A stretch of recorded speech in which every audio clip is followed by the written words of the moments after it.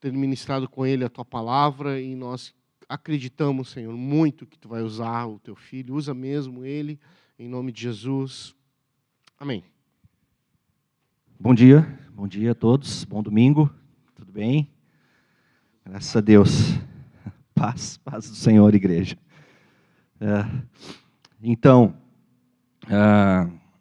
como o assunto hoje que a gente vai tratar aqui, capítulo 3 de Tiago, e talvez um pouquinho mais, se Deus quiser e permitir, eu já comecei aqui com a minha língua afiada, aqui reclamando da luz. Mas já melhorou, obrigado. Valeu, obrigado. Então, dando sequência, né, eu não sei quem participou já desde o início, não sei se todos pegaram Tiago 1, 2, pastor Roberto, pastor Ricardinho, né, quem não participou ali, a gente não tem como recapitular, mas, enfim, no Novo Testamento, cada carta, cada epístola, a gente não pode perder de vista isso é muito importante. Cada epístola, cada carta, ela é escrita com um tema, ela é escrita a um destinatário específico e por um autor. Né? Então isso é muito importante para a gente não perder de vista o assunto que está sendo tratado ali e não sair do seu contexto, né? Até para nós podermos ter uma boa aplicação daquilo que a palavra está querendo trazer para nós nos tempos de hoje. Então aqui em Tiago a gente vê, Tiago, como já foi falado aqui, possivelmente mais aceito seja Tiago, o irmão de Jesus, que se tornou mais tarde, né, no início já ali da igreja, no seu início se tornou o pastor líder da igreja em Jerusalém. E o tema aqui em Tiago, que é tratado especificamente, que a gente vai olhar assim, e tem muitos assuntos, mas a gente vai ver Tiago chamando a atenção a uma maturidade na vida cristã. Né? Imagina que a sua igreja estava no seu início, que a igreja estava ali dando o seu start, né? Os seus primeiros passos, né? E muitos problemas já começavam a acontecer. Né? Os destinatários já no início também já dá o foco, já mostra para quem é. Tiago está escrevendo aos seus irmãos judeus convertidos e que estavam vivendo num tempo de dispersão. Né? As primeiras perseguições que se desencadearam logo após a morte de Jesus ali em Jerusalém, corroborou para que os cristãos eles se espalhassem, né, pela aquela região ali da Ásia Menor e outros lugares um pouco mais além, mas principalmente naquela região ali da Ásia Menor, onde hoje é atualmente a Turquia, onde também ficavam as 7 igrejas ali, onde a gente vai encontrar lá em Apocalipse. Né? Então, esses irmãos foram espalhados por um propósito de Deus, porque a intenção deles era ficar ali, né, em Jerusalém, todo mundo juntinho, né, com tudo aquilo que tinha acontecido, com o Pentecostes e tudo mais. Mas Deus proveu uma tribulação vinda do próprio judaísmo, né, as perseguições romanas ainda não eram tão fortes, né, depois vão se intensificar mais, então eram perseguições do próprio povo judeu, né, que não aceitava que aquelas pessoas estivessem recebendo, né, o evangelho de Cristo, né, aquelas pessoas que haviam crucificado, né? Muitos tinham participado de toda aquela cena, tudo que a gente vê, né, na história de Cristo. Então, muitas pessoas, o próprio apóstolo Paulo se converte numa dessas perseguições. Né? A gente sabe que ele era um homem que perseguia a igreja e desse momento que ele está com cartas dos principais líderes religiosos para ir a Jerusalém, né? Para ir a Damasco, né? E, enfim, capturar, açoitar, matar, como aconteceu com Estevão. Então, essas perseguições aí eram evidenciadas. Então, esse era o público-alvo, esse era o destinatário. Então, Tiago tem, né, essa intenção de trazer, em toda essa epístola, aos cristãos, um chamado a uma maturidade cristã que vai se evidenciar ali, como a gente viu no capítulo 1, no meio das tribulações, no meio das dificuldades, no meio de tudo aquilo que estava acontecendo, chamando a atenção para eles terem uma vida mais correta, uma vida mais santa dentro das comunidades cristãs já existentes, e uma vida mais santa, uma vida mais correta também diante dos povos, um posicionamento melhor, assim, de acordo com aquilo que eles vinham recebendo, que os apóstolos haviam deixado para eles como palavra, como instrução, né? E que estavam muitos ali ainda vivos, né? E trabalhando aquilo que Cristo tinha deixado, os ensinamentos que Jesus tinha deixado. Então ele vai chamar a atenção para essa questão da maturidade. O termo perfeito, que significa maduro, né, ele é usado muitas vezes em Tiago. Inclusive aqui no capítulo 13 ele será usado também esse termo, perfeito, né? E o perfeito aqui quer dizer não um homem impecável, mas sim um homem completo, um homem equilibrado, um homem espiritual adulto. Então essa é a ideia que traz aqui. Muitos escritores dizem que é uma sequência lógica de Hebreus, porque Hebreus vai usar, se eu não me engano, 11 vezes esse termo perfeito, que quer dizer completo, maduro, né? Então, alguns dizem isso, até vem numa ordem cronológica aqui dentro dos escritos. Então nós vamos agora fazer essa leitura. Pode abrir aí a sua Bíblia, no capítulo 13 de Tiago.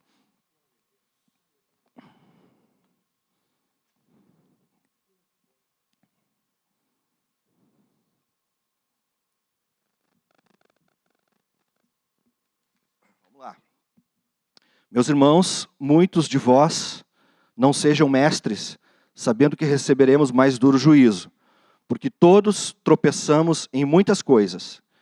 E se alguém tropeça em palavra, o tal é perfeito. Se alguém não tropeça, o tal é perfeito. E poderoso para também refrear todo o corpo. Ora, nós pomos freios nas bocas dos cavalos, para que nos obedeçam, e conseguimos dirigir todo o seu corpo. Vede também as naus, sendo tão grandes e levadas de impetuosos ventos, se viram com um bem pequeno leme para onde quer a vontade daquele que as governa.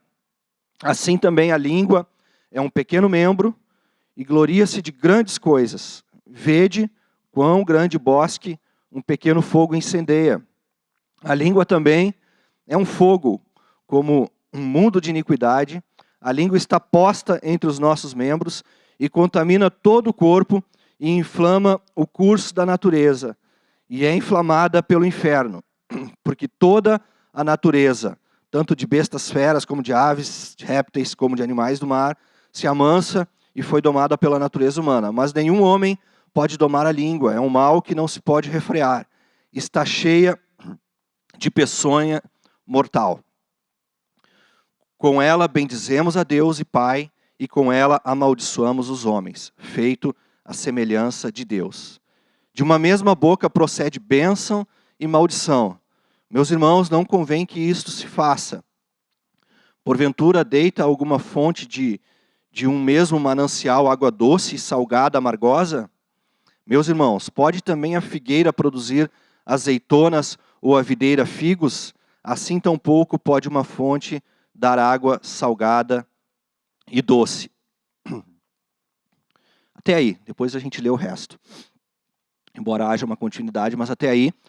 Aqui Paulo começa, no primeiro versículo, chamando a atenção daquelas pessoas que, naquele tempo, naquele início de igreja, queriam ser mestres. Possivelmente, esse dom, esse ministério, era algo muito cobiçado no meio da igreja naquele tempo, né, nas comunidades que se estabeleceram.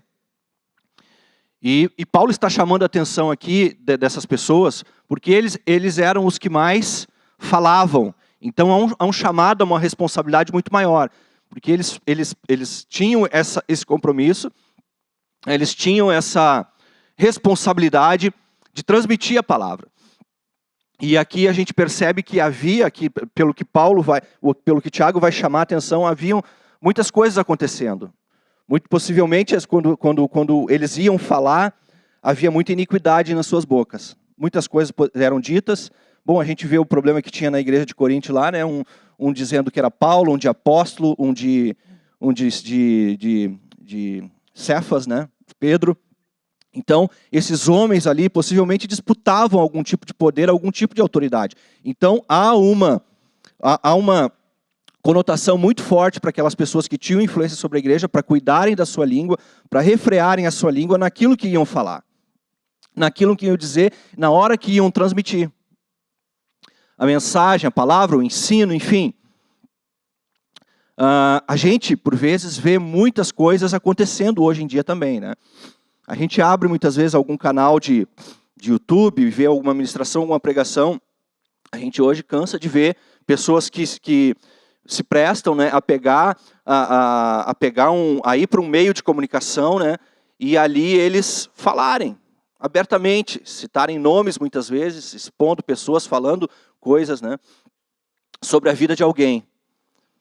Então, a língua traz esse problema, né? Quem não peca com a língua, né? A palavra vai dizer aqui que esse é um homem maduro, esse é um homem perfeito, esse é um homem exercitado, né? Aquele que consegue controlar a sua língua, né? Os pecados de língua são vários, né? Que a gente pode cometer, né? A gente comete, né? E na língua, a gente peca muito, né?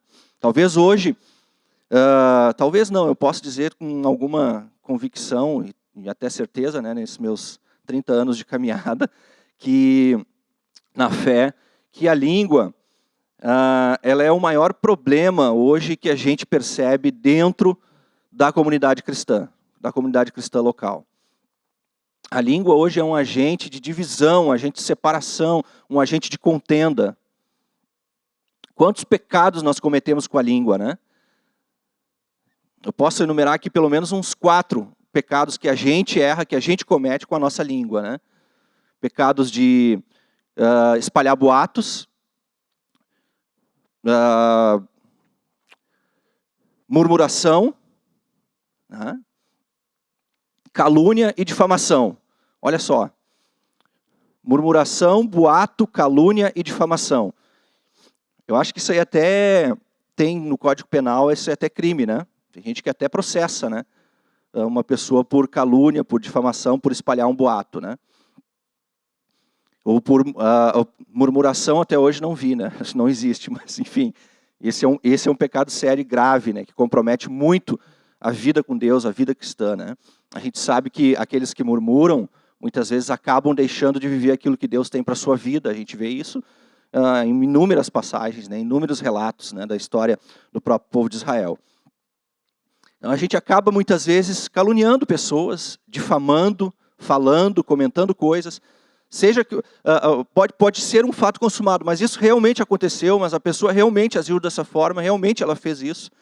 Mas não está no nosso, não é para nós ficarmos comentando, falando, porque isso provoca uma difamação.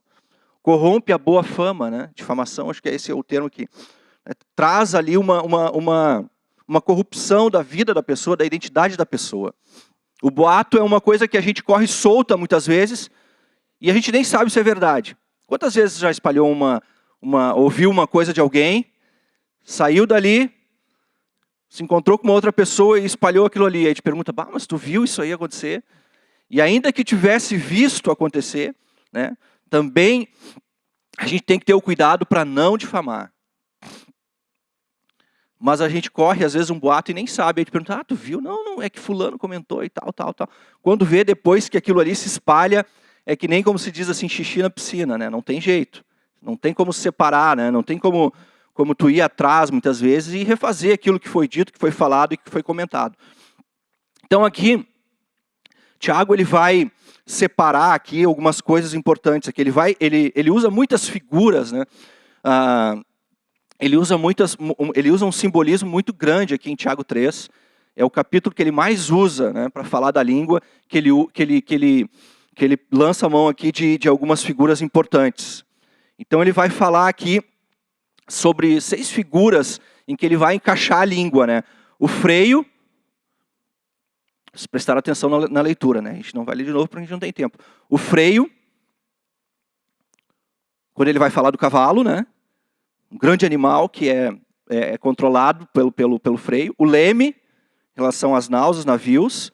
O fogo, os animais selvagens, e aqui especificamente no finalzinho, quando ele está falando da questão dos animais, ele vai citar a língua como tendo uma peçonha, como possuindo uma peçonha mortal, ou seja, um animal venenoso. Depois, no finalzinho ali do que a gente leu aqui desse trecho, ele vai falar de águas, de mananciais de águas e de uma árvore, de uma videira, né? E de uma figueira, né? A gente vai ver aqui no final do 11 e do 12. Então são 3 figuras que Tiago vai usar aqui para trazer esse ensinamento a respeito do controle da língua. O freio, o leme, o fogo, um animal peçonhento, uma fonte e uma figueira. Desses 6 elementos aqui, falar um pouquinho sobre isso para a gente fixar bem esse ensino aqui.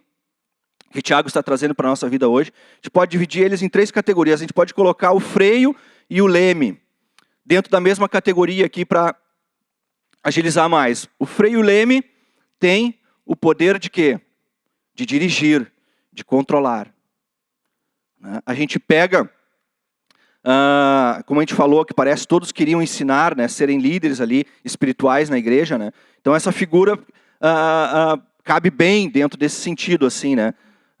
Como o freio e o leme têm poder de dirigir e controlar, eles também, existe aqui uma responsabilidade, né, que é colocada dentro dessa analogia da língua em relação ao freio e o leme.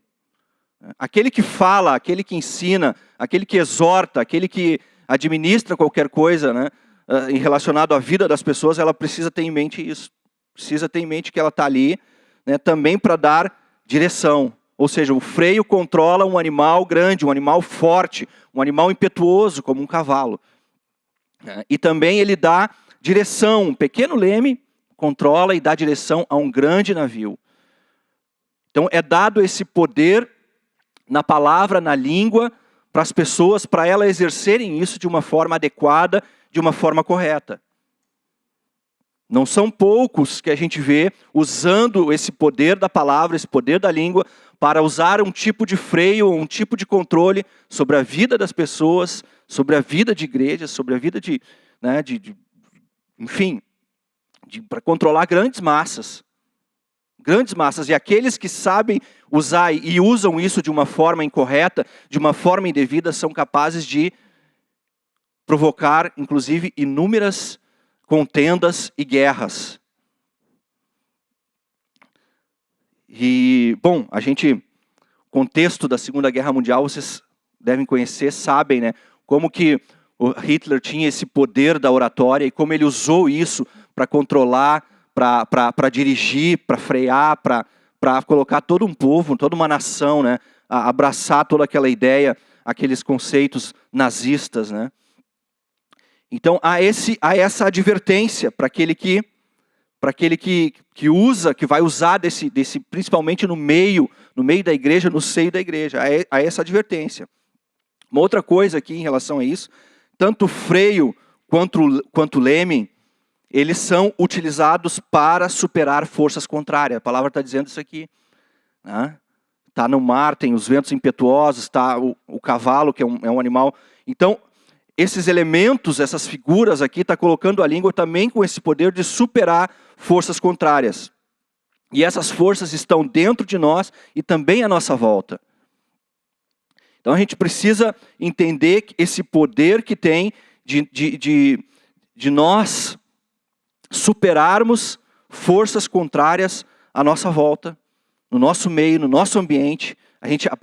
A palavra diz que, Tiago aqui tem muitas analogias de provérbios, né? A palavra, por exemplo, a palavra branda desvia o furor, né? Sabe onde é que está esse provérbio aí, pastor? Diz que a palavra branda desvia o furor, olha só. Então, o furor é uma força contrária, às vezes quantas situações a gente vê à nossa volta, que muitas vezes se a gente sentar para conversar, Provérbios 15:1, a gente sentar para conversar, para trazer ali um ambiente de paz, né? Com uma palavra mansa, com uma palavra temperada, a gente sabe que aquilo vai se resolver. Às vezes não se resolve quando a gente deixa a coisa ir demais e aí a gente não consegue mais ter o controle. Né? Usando essas figuras como um cavalo desembestado, às vezes tu deixa a coisa ir tão além que tu não consegue mais, não vai ter mais controle. Às vezes até já caiu de cima do cavalo, aí já não adianta mais, né, botar o freio. Não tem o freio, né? Um navio desgovernado por algum motivo, alguma coisa assim, alguma manobra errada, alguma coisa como um Titanic da vida, né? Uma leitura errada daquela situação onde se deu o alerta do iceberg, se tomou as medidas equivocadas, segundo conta a história, né? O capitão decidiu uma coisa, enfim.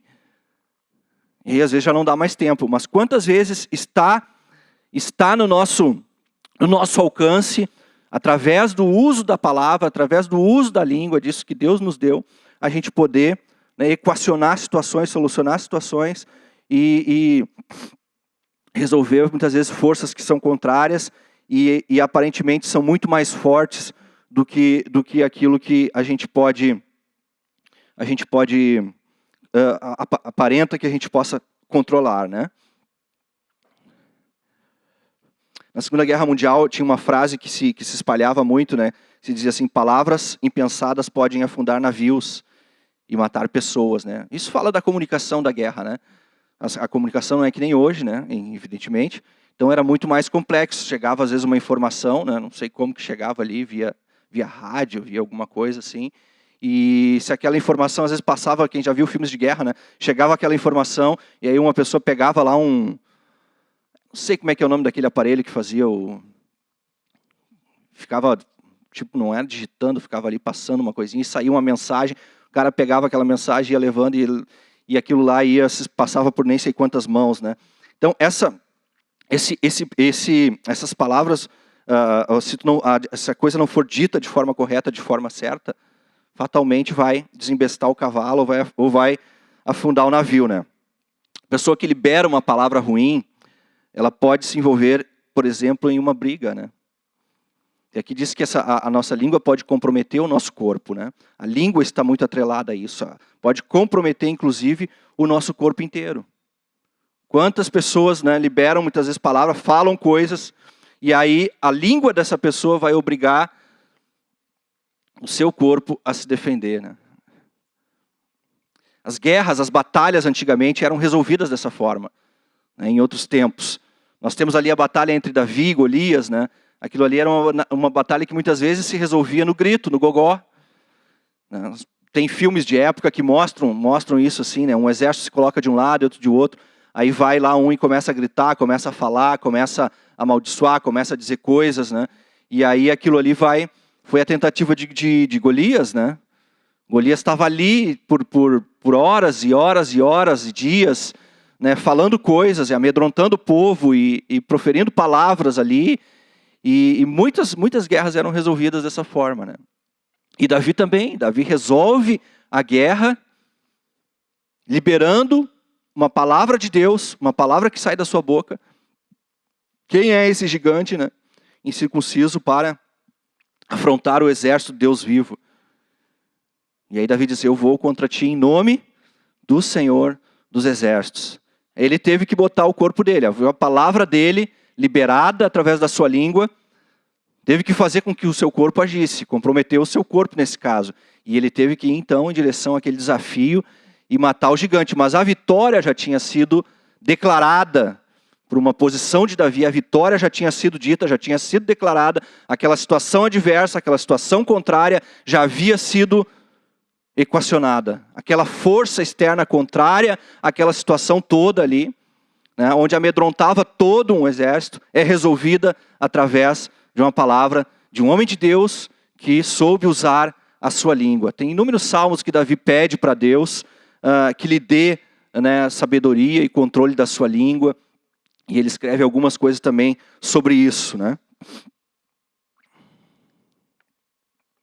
Um outro cuidado aqui também que a gente precisa ter em relação a que o Tiago vai falar aqui é que as palavras podem começar incêndios, né?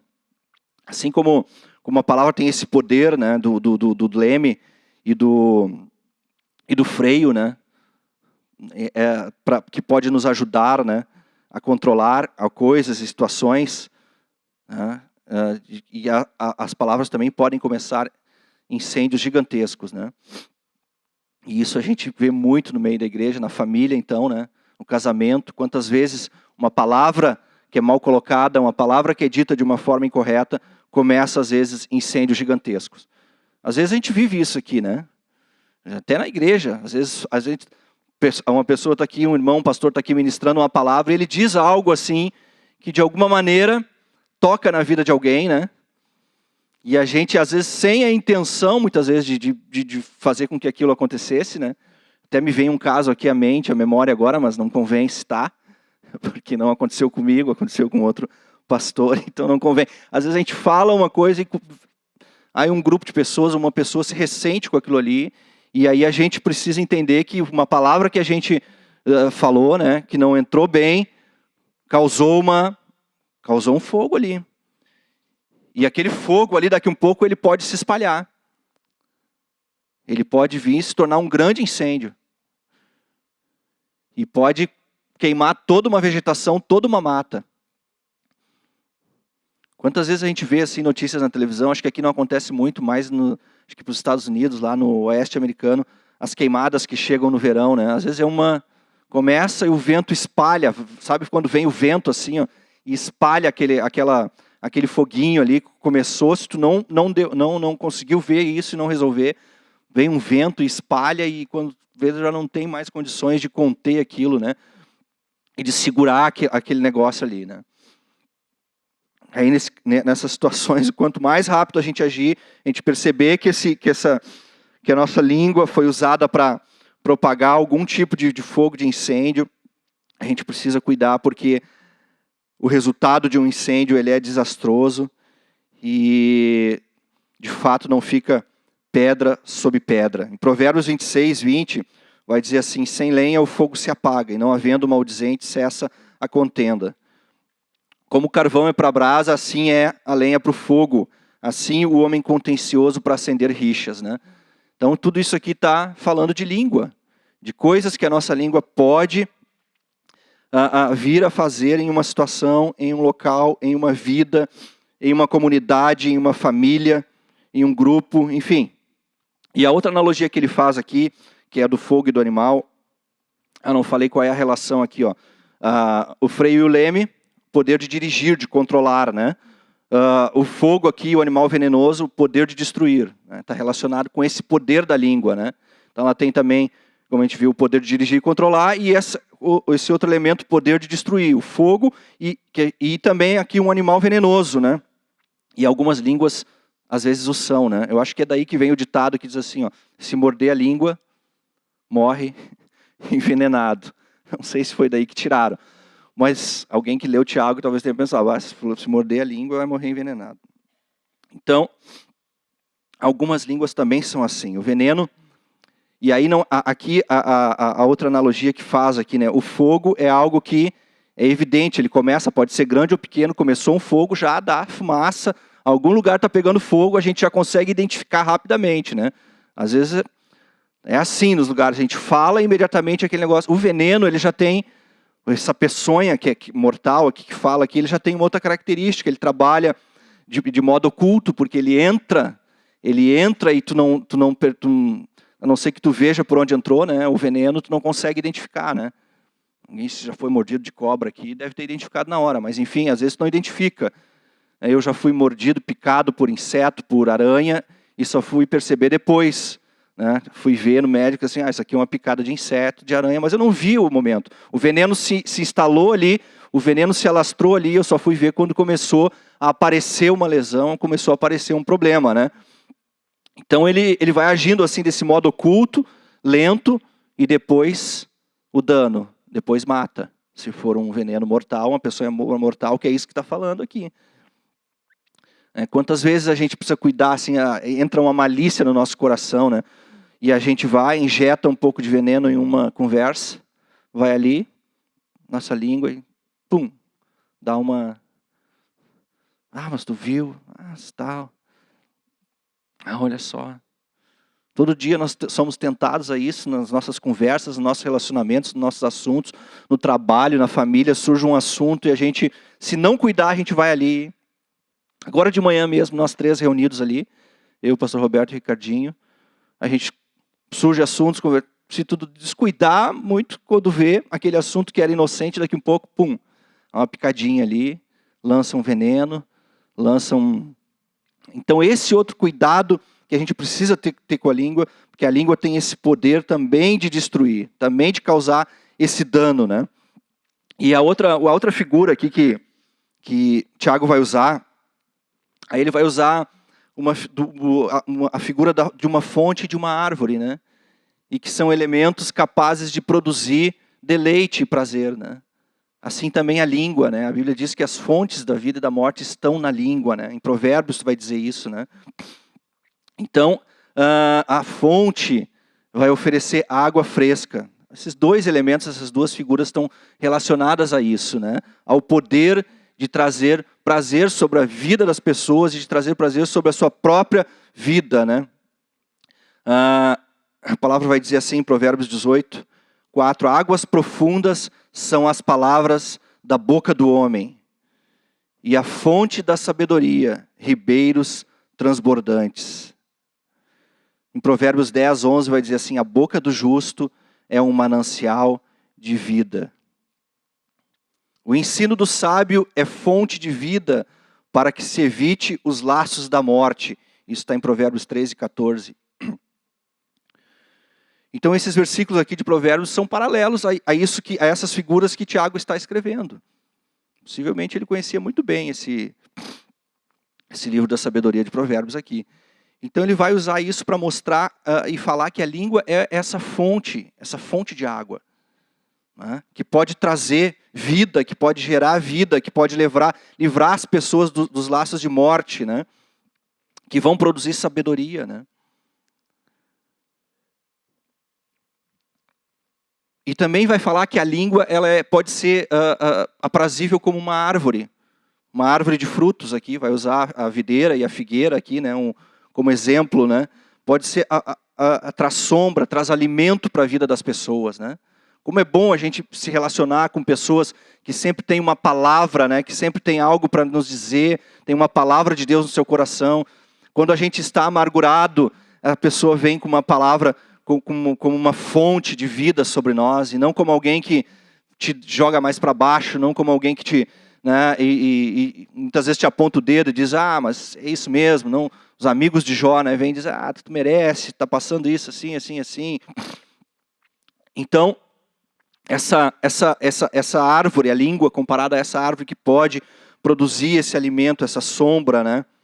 E o elemento mais significativo, mais importante de uma árvore, né, é o seu sistema de raiz.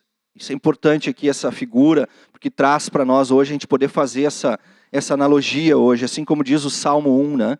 Então não são analogias dispersas, soltas, quando o Tiago usa esse elemento da árvore comparando com a língua, né? E aí a gente vai vendo o Salmo 1, que diz que aquele homem que teme a Deus e que não se assenta na roda dos escarnecedores, no caminho dos iníquos, ele é como uma árvore plantada junto ao ribeiro de águas, né?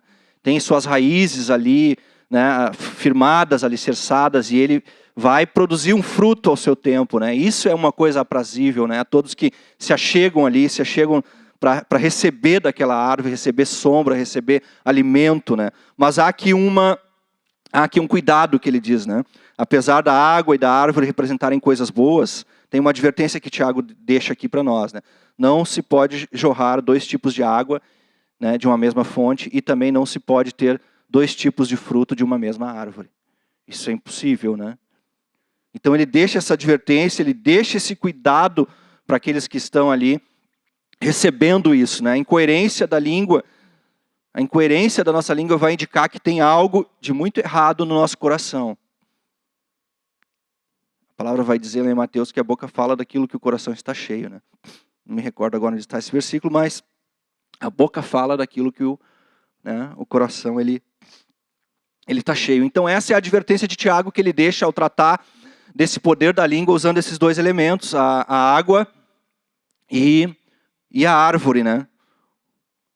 Uma incoerência, não se pode jorrar 2 tipos de água de uma mesma fonte, doce e salgada, ou é salgada ou é doce.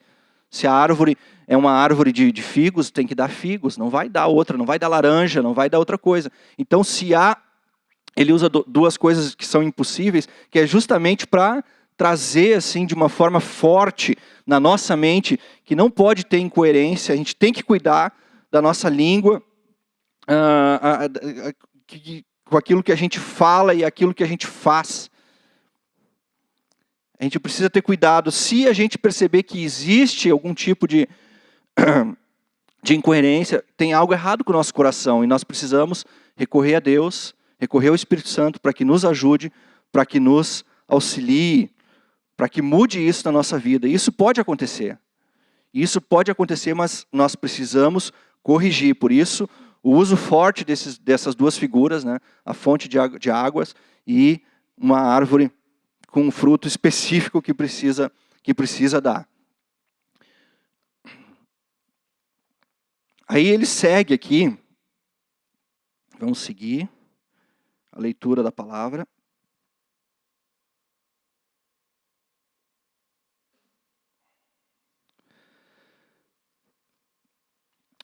Ele começa dele no 13, a falar de sabedoria. Quem dentre vós é sábio e entendido, mostre pelo seu bom trato as suas obras em mansidão e sabedoria. Mas se tendes amarga inveja e sentimento contencioso em vosso coração, não vos glorieis nem mintais contra a verdade. Essa não é a sabedoria que vem do alto, mas a terrena, animal e diabólica. Porque onde há inveja e espírito contencioso, aí há a perturbação de toda obra perversa. Aqui um parênteses aqui, até aqui, a gente percebe que, embora o assunto ele esteja tratando aqui de sabedoria, não mudou muito a questão do assunto da língua, né? Porque certamente onde há inveja, onde há espírito contencioso, tem fofoca, tem língua envolvida no meio. Não tem como alguém ter um espírito contencioso, alimentar inveja, e isso não destilar através das suas palavras. É impossível.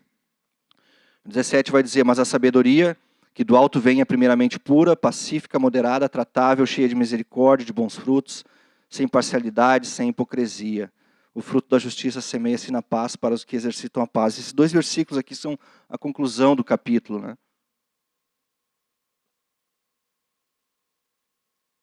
A sabedoria era algo muito importante para o povo judeu, e Tiago traz isso à memória, né? E não entendiam que não bastava apenas ter conhecimento, mas que também era preciso ter sabedoria. E ele vai tratar essa questão de sabedoria, fazendo também uma comparação com aquela sabedoria que vem de Deus e aquela sabedoria que é do mundo. Não é uma sabedoria de palavras também, mas é uma sabedoria de atitudes. Não é inteligência, né? Não é uma inteligência. A gente tem e usufrui, né, da inteligência que é dada no mundo, né? E isso nos beneficia, né? Mas aqui o que ele está falando é de uma sabedoria que é do mundo e uma sabedoria que é proveniente de Deus, onde a gente só encontra em Deus. A gente só vai encontrar em Deus. E ali no versículo 15 vai dizer que essa sabedoria que vem de fora, ela é terrena, animal e demoníaca, né? Então, quando fala que essa sabedoria é terrena, vai dizer que é do mundo. Quando fala que é animal, é porque ela é proveniente da carne, né? Da nossa vida, a carne não é um animal, evidentemente. E também é demoníaca porque é do diabo. Esses são os 3 inimigos, os 3 elementos que a gente vai encontrar em toda a palavra, que sempre vão lutar contra a nossa vida, contra o nosso coração, né? Ou seja, o mundo que está à nossa volta, que nos tenta, né? E que nos traz um monte de informações e que muitas vezes nos pressiona para vivermos de acordo com os padrões que estão ali no mundo. Essa é a sabedoria terrena. Animal, que é a nossa carne, ou seja, as nossas tendências, as nossas inclinações, nosso velho homem, e isso já não é como o mundo que está do lado de fora exercendo pressão, isso já é o nosso coração, já que está, de alguma forma, também sendo tensionado a se corromper, a buscar essa sabedoria no nosso próprio entendimento, no nosso próprio conhecimento. E a outra força que opera contra nós, o diabo, que é demoníaca. Então, esses 3 elementos, eles agem, eles compõem a sabedoria do mundo, e eles agem contra a nossa vida, para que a gente abrace isso. Mas essa sabedoria essa sabedoria que vem do mundo, Tiago está dizendo que é uma insensatez. Essa sabedoria é uma insensatez. A gente vai ver na Bíblia inúmeros casos de homens que a construção da Torre de Babel parecia ser algo sábio, mas no fim acabou em confusão. E se mostrou-se uma sabedoria terrena, animal e demoníaca. Diz que Deus vem ali e olha a intenção daqueles homens e condena aquilo ali. Por mais que parecesse ser uma atitude de sabedoria de homens que passaram por um dilúvio, enfim, uma enchente que inundou o mundo inteiro, por mais que Deus olha e desaprova aquilo ali. Não era a sabedoria de Deus, ou seja, não era aquilo que Deus tinha, não era aquilo que Deus queria. E inúmeros personagens da Bíblia também fracassaram em seus empreendimentos, orientados por uma sabedoria que é do mundo. Por mais bem intencionada que ela seja, ela traz em si esses elementos. Traz em si esses 3 elementos: o mundanismo, a corrupção da carne e o diabo agindo, porque a palavra diz que o mundo jaz no maligno. Abraão, quando ele tenta ir para o Egito, que há uma escassez na terra, ele vai, e o que acontece? Problema. Isaac também, quando há uma escassez lá na terra, ele sai da sua terra e vai também para o Egito, vai dar uma peregrinada. Problema. Não dá certo, dificuldade. Quando Saul quis que Davi lutasse contra Golias, qual foi a sabedoria daquele rei? Vamos botar uma armadura nesse menino. Vamos colocar algo nele que mundano, terreno, sabedoria que não era a sabedoria de Deus. Deus não queria isso. Há uma sabedoria em Deus que a gente precisa aprender a buscar. Os discípulos pensaram que era sábio despedir a multidão com fome. Não, vamos mandar eles para casa. Eles chegaram para Jesus. Ó Senhor, já é tarde. Quantos de nós ali sairíamos assim também? É uma sabedoria que vem aos nossos olhos. Bah, isso aqui eu vou dizer parece ser algo sábio, né? Eu vou chegar para Jesus agora e vou dizer para ele: Senhor, mestre, ó, já é tarde. Sendo que vou dar uma dentro, né? Já é tarde. Esse povo está com fome, desfalecendo. Vamos despedir para que eles vão embora pelo caminho e comprem. Mas havia uma sabedoria diferente ali. E Jesus disse: dá-lhes voz de comer. Aí começa uma conversa ali, um diálogo de Jesus com eles. Mas havia uma sabedoria terrena ali. Mundana. De inclinação carnal e demoníaca. Quando Pedro chega para Jesus, talvez numa intenção boa, de uma sabedoria adquirida, ele chega: Senhor, te poupa. Para de dizer isso. Para de falar sobre crucificação. O que Jesus identifica ali? Uma sabedoria bem intencionada, mas que ia contra os propósitos de Deus, que ia contra a sabedoria de Deus, a sabedoria divina. Isso é mundano, Pedro, que tu está falando. Isso é da tua inclinação natural, isso é da tua carne, isso é animal. E te digo mais, Pedro, isso também é demoníaco, isso é do diabo. A ponto de dizer para ele a frase que a gente conhece, né? Afasta-se de mim, porque não cogita das coisas de Deus. Então esse tipo de sabedoria não é a sabedoria que vem e que desce do alto. Não é a sabedoria que vem de Deus. Há uma sabedoria, essa sabedoria do mundo, mas existe uma sabedoria que vem do Pai e que está à nossa disposição para buscar em Deus e para buscar no Senhor. E para isso nós precisamos ser exercitados nessa musculatura de buscar essa sabedoria de Deus. Buscar no Pai, buscar em Deus, está aqui, está na sua palavra, está nesse manancial que a gente tem à nossa disposição. Uma sabedoria que Deus nos dá. Antes de tomar decisões, antes de fazer coisas, antes de falar coisas, antes de sair empreendendo coisas. Por mais que a nossa experiência muitas vezes nos diga é assim, não, existe uma sabedoria que é de Deus. Que é de Deus. E é Deus quem vai te dar no momento certo, na hora certa, se estiver buscando isso, se estiver buscando a Deus.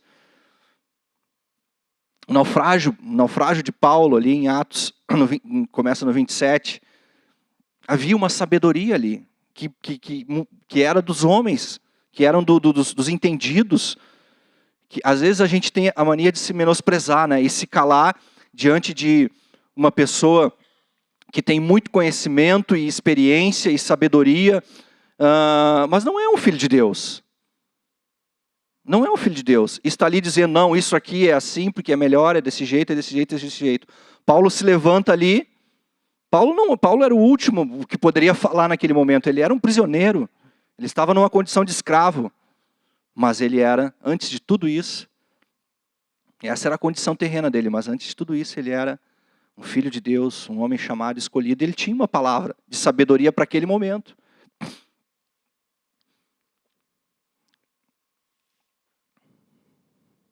Então existe uma sabedoria de Deus para nós buscarmos no Senhor.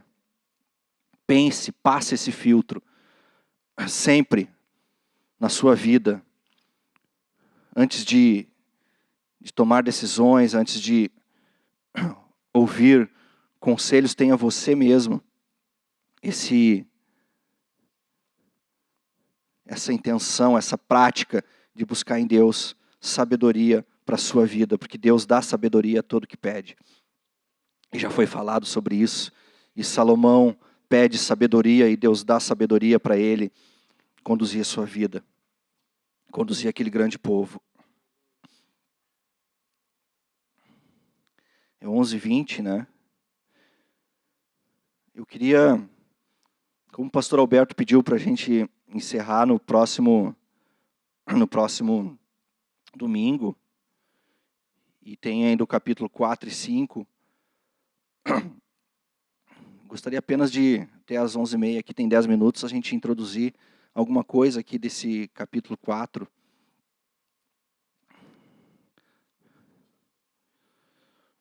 Tiago vai começar a falar sobre conflitos, né? Fala sobre língua, fala sobre sabedoria de Deus em contraste com essa sabedoria do mundo. E ele vai continuar aqui falando sobre coisas, sobre paixões, sobre guerras, sobre conflitos interiores. E no capítulo 1 diz assim: de onde vêm as guerras e pelejas entre vós? Porventura não vem disto a saber dos vossos deleites, que nos vossos membros guerreiam? Cobiçais e nada tendes, matais e sois invejosos, e nada podeis alcançar. Combateis e guerreais e nada tendes, porque não pedis. E quando pedem, não recebem, porque pedem mal para gastardes em vossos deleites. Adúlteros e adúlteras, não sabeis vós que a amizade do mundo é inimizade contra Deus? Portanto, qualquer que quiser ser amigo do mundo, constitui-se inimigo de Deus. Ou cuidais vós que em vão, diz a Escritura, o Espírito que em nós habita tem ciúmes? Antes ele dá maior graça, portanto diz, Deus resiste aos soberbos, mas dá graça aos humildes. Sujeitai-vos, pois, a Deus, resisti ao diabo, e ele fugirá de vós. Chegai-vos a Deus, e ele se chegará a vós. Limpai as mãos pecadoras, e vós de duplo ânimo, purificai os corações. Senti as vossas misérias, e lamentai e chorai, e converta-se o vosso riso em pranto, e o vosso gozo em tristeza. Humilhai-vos perante o Senhor, e Ele vos exaltará. Parece que eu estou lendo aqui um texto de Isaías, né? Quando Deus, um texto lá do Velho Testamento, de um dos profetas, onde Deus chama o povo para se humilhar, né? Para se arrepender, para se converter, para mostrar o que era a verdadeira religião, para mostrar aquilo que era o verdadeiro jejum, né? E Tiago também, ele não perde de vista trazer essa realidade, trazer esse contexto para o povo, né? Olhem, atentem para aquilo que é a verdadeira piedade, né? Aquilo que é a verdadeira espiritualidade, né? E Tiago vai trazer isso: convertam-se, arrependam-se, cheguem-se a Deus, resistam ao diabo, né? Limpai as mãos pecadoras, resolvam o seu problema de duplo ânimo, purifiquem os seus corações.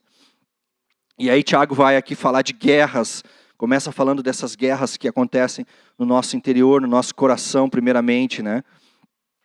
Ele vai falar de guerras, as guerras que acontecem dentro de nós, as guerras que acontecem à nossa volta também, que são um problema no nosso coração. E ele vai falar de um outro tipo de guerra, que é guerra contra Deus, né? Quando fala de nós sermos infiéis, adúlteros, amizade com o mundo, é inimizade contra Deus. Então está tudo dentro desse contexto de guerra. Porque ele inicia o versículo 1 falando assim, de onde vêm as guerras e pelejas entre vós. Né? E aí ele vai falar desses conflitos aqui, nesse primeiro momento, as guerras entre vocês, e vai dizer que isso vem dos próprios deleites do coração. As pessoas ali lutavam, como a gente já viu em textos anteriores de Tiago, lutavam por cargos, lutavam por posições. As reuniões eram controladas por ambições egoístas, né?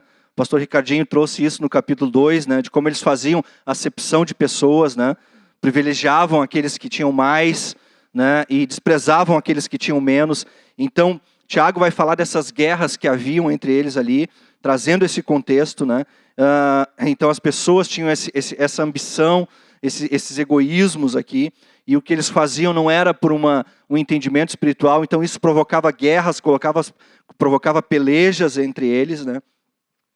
Ele vai falar dessa guerra que acontece dentro do nosso coração, quando ele diz cobiça, vocês cobiçam e não têm, vocês matam, sois invejosos, não podem alcançar, vocês combatem, vocês pedem, vocês não recebem, vocês gastam nos próprios deleites. Isso são guerras internas, guerra do coração. A pessoa está ali e ela pede e não acontece, ela ora e não acontece, ela oferta e não acontece, ela entra em guerra porque na verdade aquilo que ela está buscando não é algo de Deus, que ela tem um entendimento que Deus já trouxe, que ela já conquistou, que ela já tem. Ela não é feliz por aquilo que Deus já colocou. Aqui o Tiago vai tratar dessas coisas que se pedem como sendo cobiças.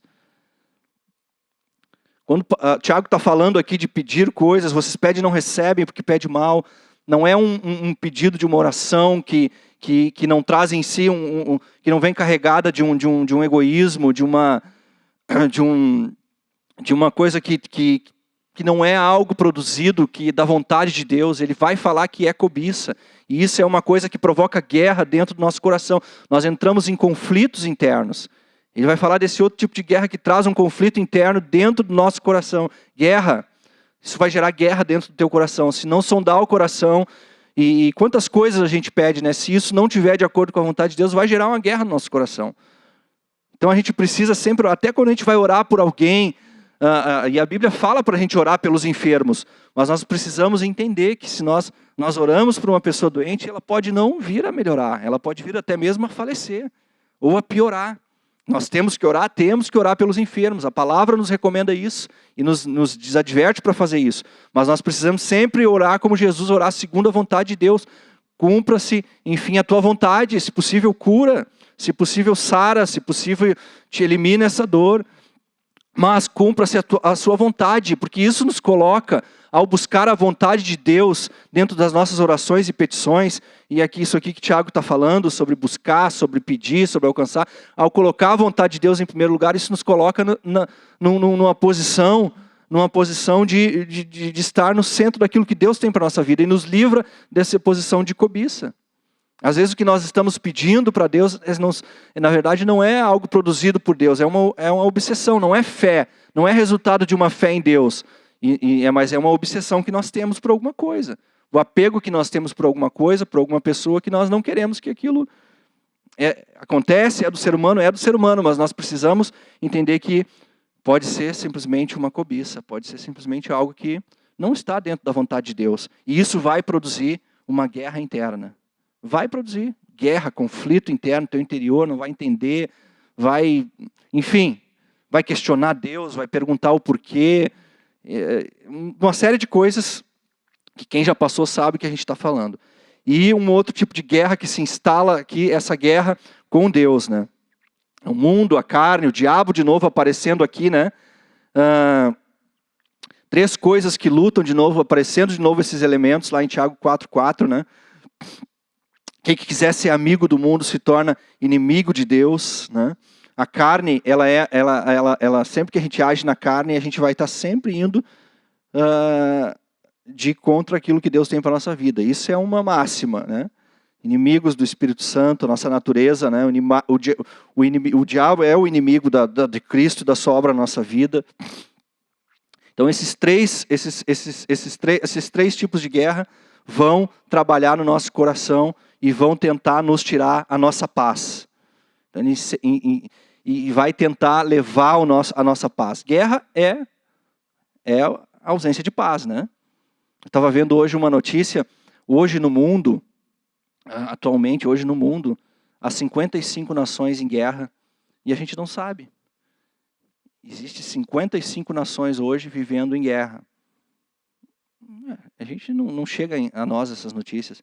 Seja guerra, uma nação contra outra, ou sejam guerras civis, guerras internas. 55 nações. É povo, né? É gente, né? Quanta guerra acontece, quantas coisas estão acontecendo à nossa volta, né? Guerras no nosso conflito, para a gente identificar na nossa vida, no nosso coração, essas guerras que acontecem entre nós mesmos, na nossa comunidade, as guerras que são do nosso coração, das nossas inquietações que não se resolvem. E essa guerra que vem porque a gente perde a nossa paz, porque nós estamos andando de mãos dadas com o mundo, com as suas influências e com aquilo que acontece. E não há como ter paz se nós estamos vivendo assim uma vida que anda de acordo com a amizade com o mundo, né? Não é não estar no mundo e não viver no mundo, não é nada disso. Mas é a gente saber separar as coisas e lidar com essas questões, né? E Tiago apresenta aqui a solução para essas guerras, para esses conflitos, né, que acontecem na nossa vida. Sujeição a Deus, né, sujeite-se a Deus, cheguem-se a Deus, né, que é uma confissão, né, a purificação, e humilhe-se a Deus. São questões de prática, de vida espiritual. Sujeite-se a Deus. O termo sujeição aqui que Tiago está usando é um termo militar. É sujeição mesmo, né? Eu não servi em quartel, mas dizem que em quartel é assim, missão dada, missão cumprida, né? Se te derem ali uma coisa para te fazer, não interessa, vai limpar um chão. Ah, não tem vassoura. Já ouvi aqui o Robertão falar, né? Não tem vassoura, tira a tua roupa e limpa. Então é esse aspecto de sujeição que está falando aqui. Sujeite-se e faça aquilo que precisa ser feito. Sujeite-se a Deus e faça aquilo que Deus está falando, que a sua palavra está orientando. Chegue-se a Ele, confesse, purifique-se e humilhe-se. E humilhe-se. Resiste ao inimigo, resiste ao mundo, o diabo fugirá de vós. Amém? Humilhe-se perante o Senhor e Ele vos exaltará. A gente vai continuar depois, a partir do versículo 11. Amém, queridos? Vamos ficar de pé. Eu queria que vocês ficassem nessa manhã com esse finalzinho desse texto aqui. Deus resiste aos soberbos. Deus resiste aos soberbos. Aqueles que não observam a sua palavra, aqueles que não controlam a sua língua, aqueles que não têm nenhum compromisso com a verdade. Aqueles que vivem em guerras, em disputas, em lutas, facções. Mas Deus dá graça aos humildes. Deus dá graça aos humildes. E a humildade nos faz a gente nos achegar a Deus. Resistimos ao diabo e ele foge de nós. Deus, nós fazemos nessa manhã, desses versículos aqui de Tiago, a nossa oração, Senhor. Para nos achegarmos a Ti. E a Tua palavra diz que Tu se chegará a nós, Senhor. Há uma promessa aqui, Senhor. Oh Deus, nos ajuda, Senhor, nessa manhã a compreendermos esse achego, a compreendermos essa busca, a compreendermos essa sujeição à Tua palavra, Senhor. Nos dá, Senhor, condições pelo Teu Espírito de resistir ao inimigo, de resistir ao diabo, de resistir às tentações, de resistir a tudo aquilo que vem à nossa mente, Senhor. Nos dá condições, Senhor, de controlar a nossa língua, nos dá, Espírito Santo, condições de usar, Senhor, esse órgão que Tu nos deu, Senhor, como instrumento de bênção, como instrumento de vida, como instrumento de refrigério, como instrumento de alimento para a vida dos irmãos, Senhor, e para a nossa própria vida também, Senhor. Nos ajuda dentro da nossa casa a usarmos da nossa palavra como algo que edifica, Senhor, como algo que eleva as pessoas que estão à nossa volta, Senhor. que traz a Tua presença, Senhor, para os ambientes, que traz a Tua presença para os locais, para os lugares onde nós andamos, onde nós estamos, Senhor. Ô Paizinho, em nome de Jesus, Senhor. Ô Deus, nos ajuda a sentir as nossas misérias, como diz a Tua palavra, a lamentar, a chorar, Senhor. Ô Deus, nos ajuda, Senhor, a nos humilharmos diante de Ti, Senhor. Nos dá a Tua graça, Senhor, nós só conseguimos, Senhor, através da Tua graça, Senhor. Através da Tua graça, Senhor, nós conseguiremos viver essa vida, Senhor, que glorifica o Teu nome. Nós Te louvamos e Te agradecemos nessa manhã, Senhor. Aleluia. Amém. Glória a Deus.